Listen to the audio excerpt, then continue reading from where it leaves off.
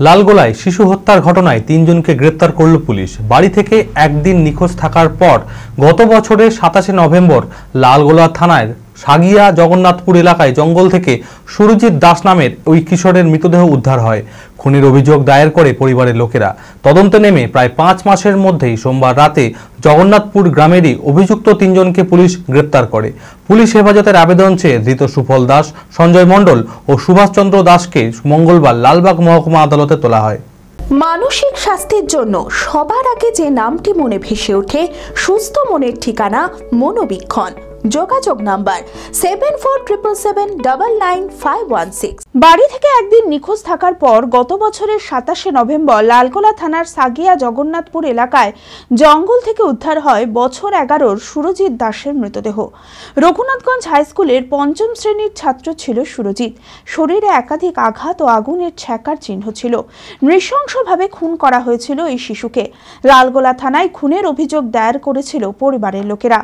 ঘটনার তদন্তে নেমে প্রায় ৫ মাসের মধ্যেই সোমবার রাতে জগন্নাথপুর গ্রামেরই অভিযুক্ত ৩ জনকে পুলিশ গ্রেপ্তার করে। ধৃতদের নাম সুফল দাস, সঞ্জয় মণ্ডল ও সুভাষচন্দ্র দাস। ৭ দিনের পুলিশ হেফাজতের আবেদন চেয়ে ধৃত ৩ জনকে মঙ্গলবার লালবাগ মহকুমা আদালতে তোলা হয়। এই খুনের পেছনে আসল কারণ কি ছিল তা খতিয়ে দেখতে ধৃতদের জেরা করে তদন্ত চালাচ্ছে লালগোলা থানার পুলিশ। আদি ঢাকেশ্বরীর বেনারসি মানে দাম্পত্য জীবনের সুখ ও সমৃদ্ধি।